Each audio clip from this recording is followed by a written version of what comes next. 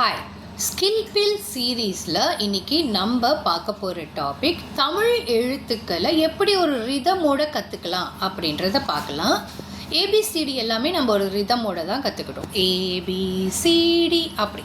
So Tamil எழுத்துக்களையும் எப்படி நம்ம ஒரு ரிதமோட கற்றுக்கலாம், ஸோ தட் குழந்தைங்க மறக்கவே மாட்டாங்க. இதன் மூலமாக இணை எழுத்துக்கள் எது அப்படின்றதும் அவங்களுக்கு ஈஸியாக தெரிய வரும்.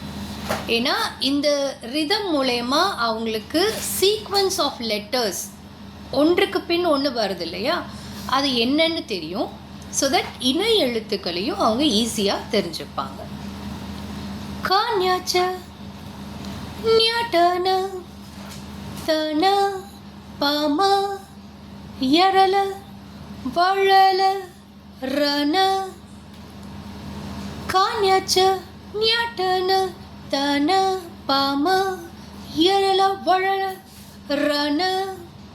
ஸோ இதில் பார்த்தீங்கன்னா இணை எழுத்துக்கள் தன பாம ரன. ஸோ இது அவங்க பாடி பாடி இப்படி அவங்க தெரிஞ்சுக்கிட்டாங்க, ப்ராக்டிஸ் பண்ணாங்க அப்படின்னா, ஸோ லெட்டர்ஸும் அவங்களுக்கு எழுத்துக்களும் அவங்களுக்கு நல்லாவே தெரியும். இணை எழுத்து எது அப்படின்றதும் அவங்களுக்கு ஈஸியாக தெரிஞ்சுக்கலாம். தேங்க்யூ.